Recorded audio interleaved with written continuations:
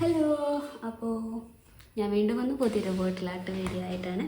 അപ്പോൾ ഞാൻ എൻ്റെ റിസൾട്ട് ആദ്യം തന്നെ കാണിച്ചു തരാം. തൊട്ടടുത്തിരിപ്പുണ്ട്. ഇതാ, എനിക്ക് കാണാൻ പറ്റുന്നുണ്ടോയെന്ന് അറിയില്ല. ഇതാണ് ഞാൻ ചെയ്തേക്കുന്നത്. എഴുതിയേക്കുന്നതൊന്നും ശ്രദ്ധിക്കേണ്ട. ഞാനൊരു പെട്ടെന്നുള്ളൊരു തട്ടിക്കൂട്ട് രീതിയിൽ ചെയ്തതാണ്. നിങ്ങൾ ചെയ്യുമ്പോൾ നല്ല വൃത്തിയിൽ ചെയ്ത് കഴിഞ്ഞാൽ ഇതിൽ നല്ല ഭംഗിയായിട്ടുണ്ടാവും. അപ്പോൾ അടിപൊളിയായില്ലേ?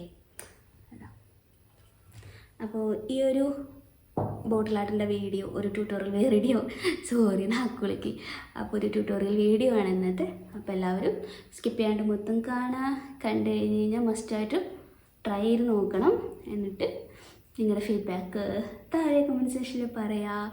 വീഡിയോ ലൈക്ക് ചെയ്യുക, ഷെയർ ചെയ്യുക, കമൻറ്റ് ചെയ്യുക, സബ്സ്ക്രൈബ് ചെയ്യാം. അപ്പോൾ ഇതെങ്ങനെയാണ് ഞാൻ ചെയ്തെന്നുള്ളത് നിങ്ങൾക്ക് കണ്ടേ.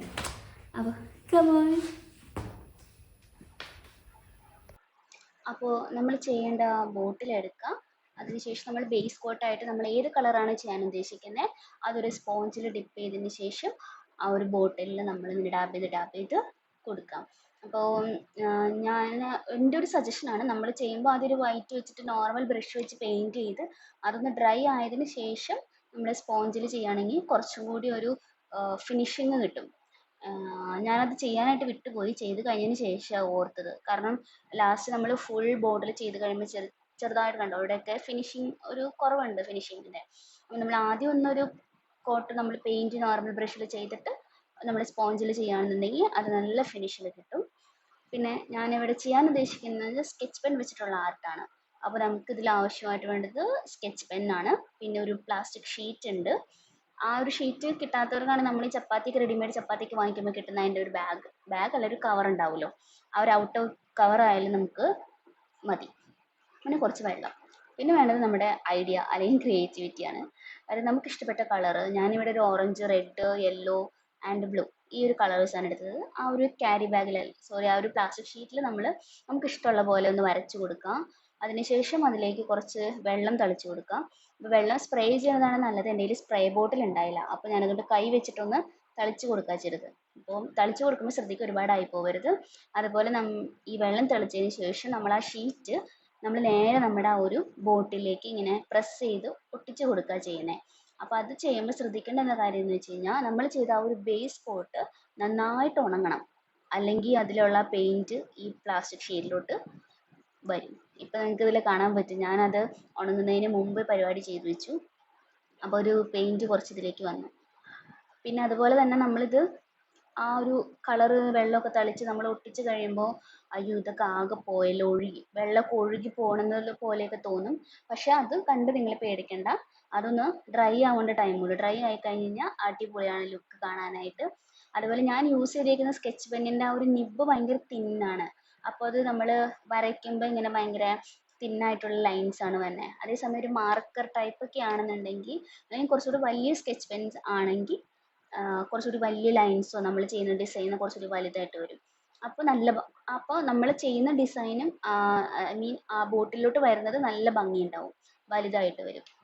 അപ്പോൾ അതിൻ്റെ ഒരു ഡിഫറൻസും കൂടി ഉണ്ട്. അപ്പോൾ നിങ്ങൾ അതും കൂടി ശ്രദ്ധിച്ച് നല്ല ഇച്ചിരി കൂടി വലിയ മാർക്കർ അല്ലെങ്കിൽ സ്കെച്ച് പെൻ യൂസ് ചെയ്യാനായിട്ട് ശ്രദ്ധിച്ചാൽ കുറച്ചുകൂടി നല്ല ഭംഗിയിലായിട്ടുള്ളൊരു അടിപൊളി ലുക്ക് കിട്ടും.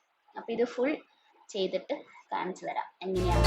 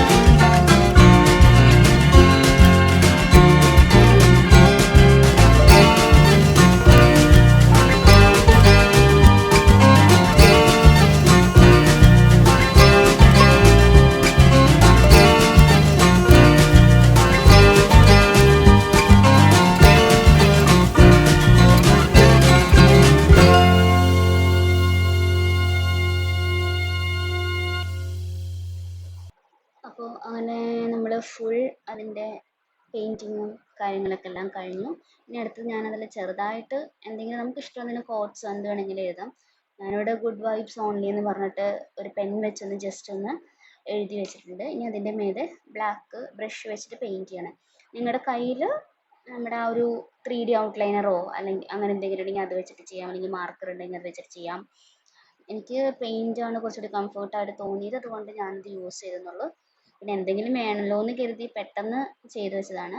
അപ്പം ഇത് ചെയ്യുമ്പോൾ കുറച്ച് ക്ഷമയോട് കൂടി ചെയ്യണം, നമുക്ക് ഇഷ്ടമുള്ളത് ചെയ്യാം. പിന്നെ ഇതിൽ വെറുതെ വെക്കണമല്ലോ, എന്തെങ്കിലുമൊക്കെ ഒന്ന് എഴുതിയത് വേണമല്ലോ എന്ന് എഴുതി ഞാൻ ഗുഡ് വൈബ്സ് ഓൺലൈനിൽ എഴുതി, പിന്നെ 2 പൂ അവിടെ ഇവിടെ വരച്ച് വെച്ചു, അത്രേ ഉള്ളൂ. അതൊക്കെ നമ്മുടെ ഇഷ്ടമാണ്.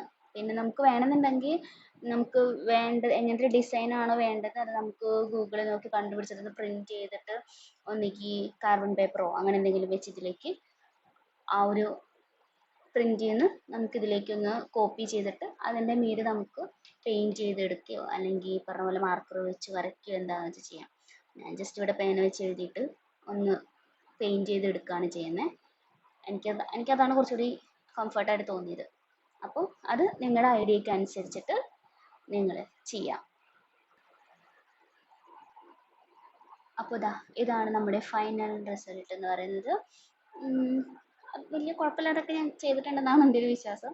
പിന്നെ ആ എഴുതുന്ന കോഡ്സ് നിങ്ങൾ നിങ്ങളുടേതായ ഐഡിയയ്ക്ക് അനുസരിച്ച് ചെയ്യുക, കളർ കോമ്പിനേഷൻ നമ്മുടെ ഐഡിയയ്ക്ക് അനുസരിച്ച് ചെയ്യാം. അപ്പോൾ എല്ലാവരും മസ്റ്റായിട്ട് ട്രൈ ചെയ്ത് നോക്കുക. നിങ്ങൾക്ക് ഈ വീഡിയോ ഇഷ്ടപ്പെട്ട് കഴിഞ്ഞാൽ ലൈക്ക് ചെയ്യുക, ഷെയർ ചെയ്യുക, കമൻറ്റ് ചെയ്യുക, സബ്സ്ക്രൈബ് ചെയ്യുക. ഇനി അടുത്തൊരു വീഡിയോ ആയിട്ട് വരുന്നത് വരെ till then bye bye, take care.